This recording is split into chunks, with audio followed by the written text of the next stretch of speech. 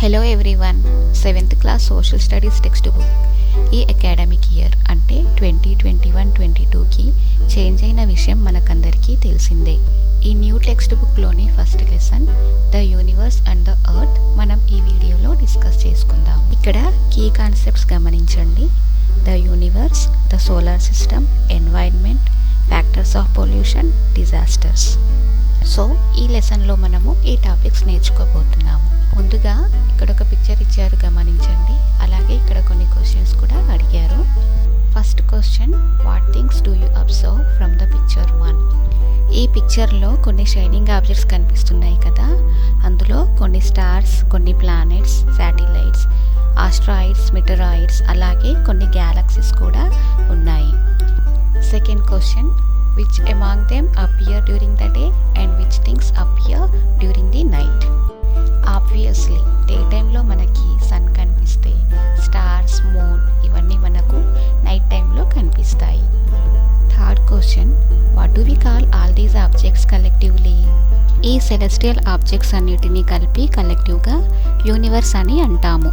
ఈ celestial objects గురించి డీటెయిల్గా మనం 6th క్లాస్లో నేర్చుకున్నాము కదా. యూనివర్స్ ఇంకా సోలార్ సిస్టమ్ గురించి ఇంకొంచెం డీటెయిల్గా మనం ఈ లెసన్లో నేర్చుకుంటాము. ఇక్కడ ఇచ్చిన టేబుల్ చూస్తే మనం ఈ లెసన్లో నేర్చుకోబోయే టాపిక్స్ అండ్ సబ్ టాపిక్స్ తెలుస్తాయి. మరి ఆలస్యం చేయకుండా ఒక్కొక్క టాపిక్ చూసేద్దామా? The universe. యూనివర్స్ చాలా పెద్ద స్పేస్. దీనిలో మనం ఊహించడానికి కూడా వీలు లేని ఎలిమెంట్స్ చాలా ఉంటాయి. సన్, ప్లానెట్స్, మిల్కీ వే లాంటి గ్యాలక్సీస్ ఇందులో చాలా ఉంటాయి.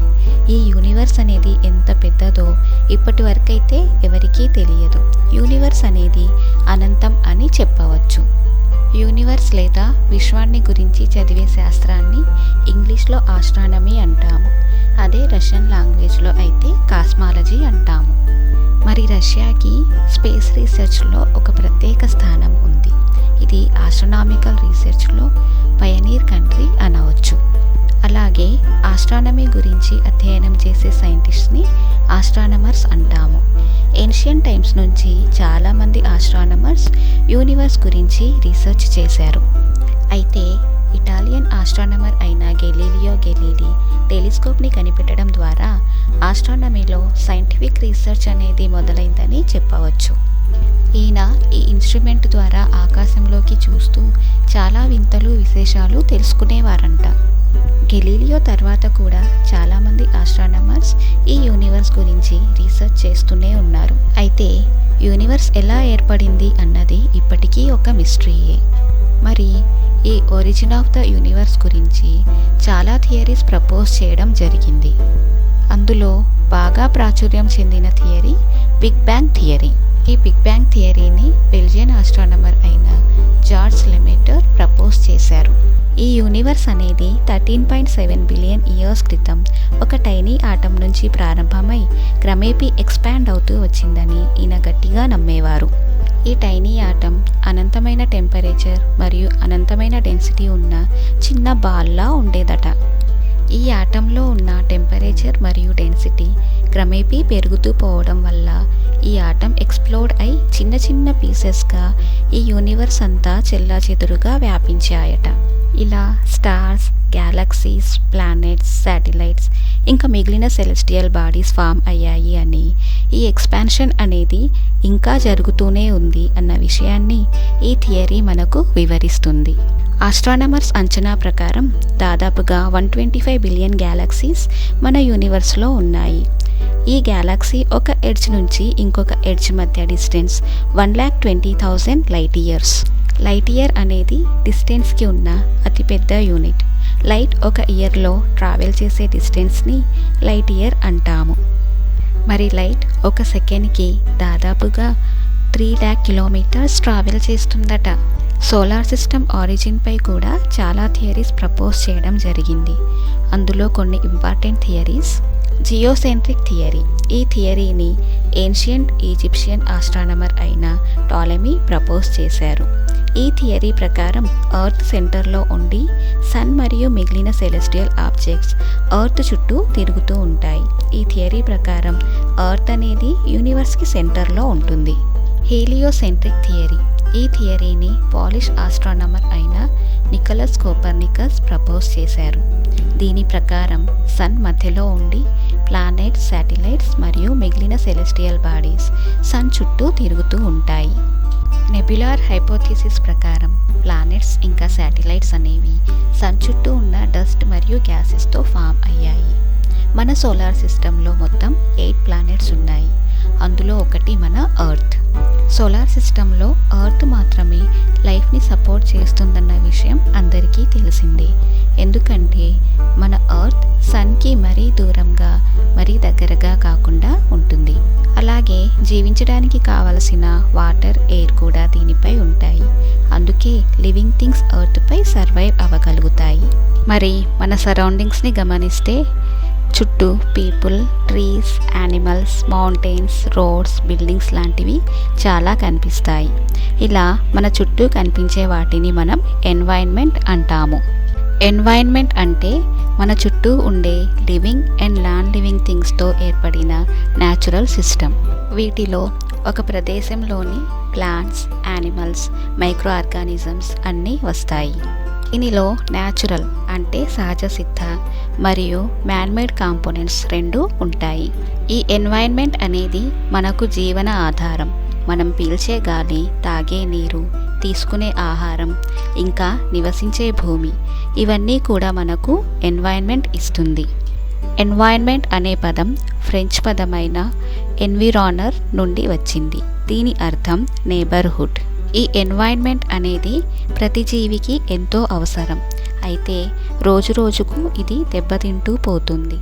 ఈ ఎన్వైర్న్మెంట్ని కాపాడడానికి ప్రతి సంవత్సరం జూన్ 5న ఎన్వైర్న్మెంట్ డేగా సెలబ్రేట్ చేసుకుంటాము. ఈ ఎన్వైర్న్మెంట్లోని కాంపోనెంట్స్ని 3 కేటగిరీస్గా క్లాసిఫై చేయవచ్చు. అవి natural, human and man-made components. ఈ ఎన్వైర్న్మెంట్ యొక్క కాంపోనెంట్స్ ఏంటో ఒక్కొక్కటిగా చూద్దాము. న్యాచురల్ కాంపోనెంట్స్ని మళ్ళీ 2 టైప్స్గా డివైడ్ చేయవచ్చు.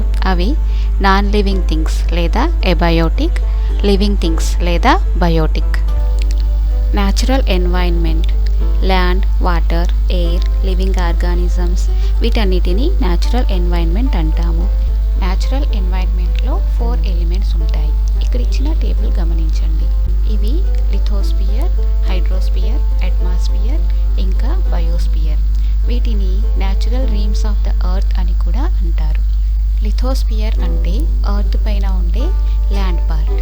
Mountains, hills, plains, plateaus, deserts, valleys ఇలాంటి ల్యాండ్ ఫామ్స్ అన్నీ కూడా లిథోస్పియర్ కిందికి వస్తాయి. హైడ్రోస్పియర్ అనేది డొమైన్ ఆఫ్ వాటర్.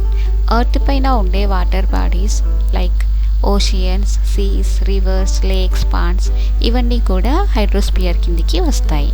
మరి ఎర్త్ చుట్టూ ఉండే లేయర్ ఆఫ్ ఎయిర్ని అట్మాస్పియర్ అంటాము.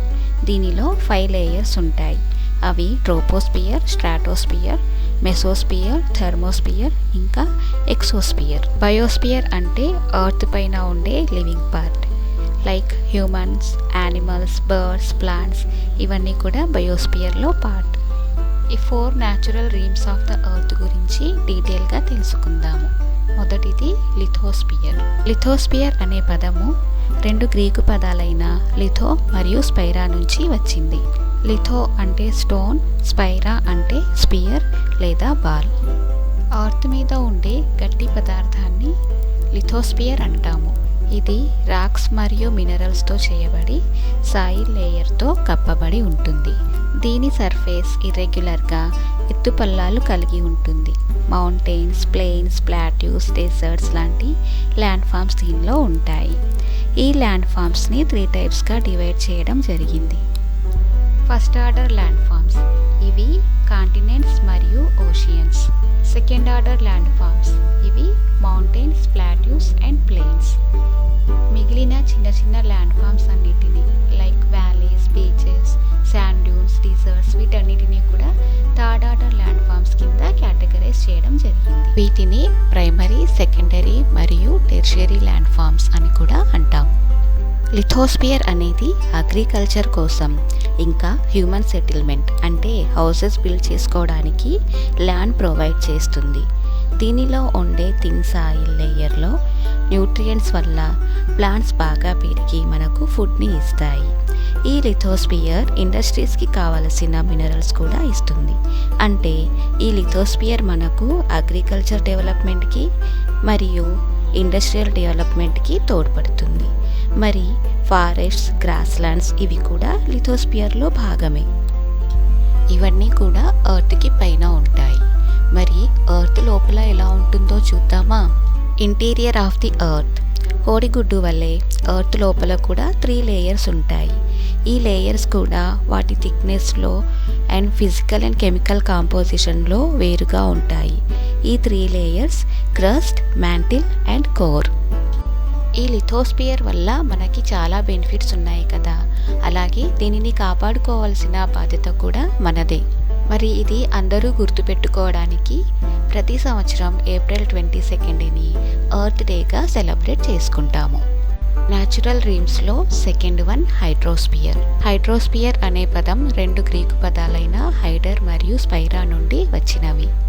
హైడర్ అంటే వాటర్, మరి స్పైరా అంటే బాల్ లేదా స్పియర్. భూభాగంపై ఉండే వాటర్ బాడీస్ అన్నిటినీ కలిపి హైడ్రోస్పియర్ అంటాము. ఎర్త్ని మనం బ్లూ ప్లానెట్ లేదా వాటరీ ప్లానెట్ అంటాము, ఎందుకంటే ఇక్కడ వాటర్ పుష్కలంగా దొరుకుతుంది. భూభాగంలో 2/3 లేదా 71% వాటర్తో నిండి ఉంటుంది. అయినా కూడా కేవలం 1% ఆఫ్ వాటర్ మాత్రమే మనం వాడుకోవడానికి అనుకూలంగా ఉంటుంది. ఎందుకంటే 99% ఆఫ్ వాటర్ ఓషియన్లో ఉండే సలైన్ వాటర్, ఇంకా ఐస్ షీట్స్లో ఉండే ఐస్. ఇది మనకు యూస్ఫుల్గా ఉండదు. హైడ్రోస్పియర్లో oceans, seas, rivers, lakes, ponds లాంటి వాటర్ బాడీస్ ఉంటాయి. ఎర్త్ లోపల కూడా వాటర్ ఉంటుంది. దీనిని మనం గ్రౌండ్ వాటర్ అంటాము. హైడ్రోస్పియర్ అన్ని లివింగ్ ఆర్గానిజమ్స్కి వాటర్ని ప్రొవైడ్ చేస్తుంది. ఎవ్రీ ఇయర్ మార్చ్ 22న వరల్డ్ వాటర్ డేగా సెలబ్రేట్ చేసుకుంటాము. మరి third domain of the earth atmosphere. Atmosphere అనే పదం 2 గ్రీకు పదాలైన అట్మాస్ మరియు స్పైరా నుంచి డిరైవ్ చేయబడింది. అట్మాస్ అంటే వేపర్, స్పైరా అంటే స్పియర్ లేదా బాల్. మన ఎర్త్ సర్ఫేస్ చుట్టూ ఎయిర్ ఒక థిక్ ఎన్వలప్ లేదా లేయర్ లాగా ఏర్పడి ఉంటుంది. ఈ ఎయిర్ యొక్క థిక్ ఎన్వలప్ని అట్మాస్ఫియర్ అంటాము. ఇది ఎర్త్ సర్ఫేస్ నుంచి కొన్ని వందల కిలోమీటర్ల పై వరకు విస్తరించి ఉంటుంది. ఈ అట్మాస్ఫియర్లో చాలా గ్యాసెస్ ఉంటాయి. నైట్రోజన్, ఆక్సిజన్, కార్బన్ డయాక్సైడ్ ఇందులో అతి ముఖ్యమైన గ్యాసెస్. ఆక్సిజన్ మనకు బ్రీతింగ్ ప్రాసెస్కి హెల్ప్ చేస్తుంది. ఆక్సిజన్ లేనిదే లైఫ్ సాధ్యపడదు, అందుకే దీనిని బ్రెత్ ఆఫ్ లైఫ్ అంటాము. ఇక్కడ ఇచ్చిన పై చార్ట్ని గమనిస్తే నైట్రోజన్ అట్మాస్ఫియర్లో 78% ఉంటుంది, అంటే ఇది మేజర్ గ్యాస్. ఇంకా ఆక్సిజన్ 21%, కార్బన్ డయాక్సైడ్ 0.03%, ఆర్గాన్ 0.03% ఉంటాయి. మిగిలిన గ్యాసెస్ అన్నీ కలిపి 0.04% అట్మాస్ఫియర్లో ఉంటాయి. అట్మాస్ఫియర్లో ఉన్న ఆక్సిజన్ హ్యూమన్స్కి మరియు యానిమల్స్కి ఎంత అవసరమో కార్బన్ డయాక్సైడ్ కూడా ప్లాంట్స్కి అంతే అవసరం. ప్లాంట్స్ కార్బన్ డయాక్సైడ్ సహాయంతో ఫోటోసింథసిస్ అనే ప్రాసెస్ ద్వారా ఫుడ్ ప్రిపేర్ చేసుకుంటాయి. అలాగే నైట్రోజన్ యానిమల్స్ అండ్ ప్లాంట్స్ గ్రోత్కి సహాయపడుతుంది. అట్మాస్ఫియర్ మనల్ని సన్ నుండి వెలువడే హార్మ్ఫుల్ రేస్ మరియు స్కార్చింగ్ హీట్ నుంచి కాపాడుతుంది.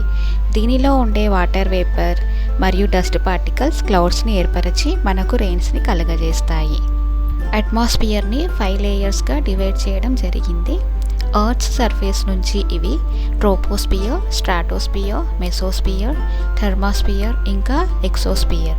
వీటి గురించి డీటెయిల్గా హయ్యర్ క్లాసెస్లో నేర్చుకుంటారు. ఈ అట్మాస్ఫియర్ యొక్క ఆవశ్యకతను తెలియజేయడానికి ప్రతి సంవత్సరం సెప్టెంబర్ 16న వరల్డ్ ఓజోన్ డేని సెలబ్రేట్ చేసుకుంటాము. న్యాచురల్ ఎన్వైర్న్మెంట్లో 4th కాంపోనెంట్ బయోస్పియర్.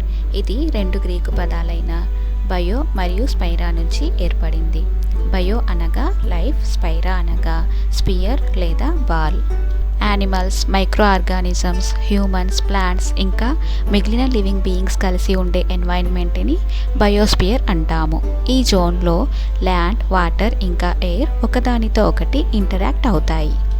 ఇవి న్యాచురల్ ఎన్వైర్న్మెంట్లో ఉండే 4 కాంపోనెంట్స్. ఫ్రెండ్స్, మిగిలిన కాన్సెప్ట్స్ మనము నెక్స్ట్ వీడియోలో డిస్కస్ చేసుకుందాం. మీకు కనుక ఈ వీడియో యూస్ఫుల్గా అనిపించినట్టయితే లైక్ చేయండి మరియు సబ్స్క్రైబ్ చేయండి. Thank you for watching.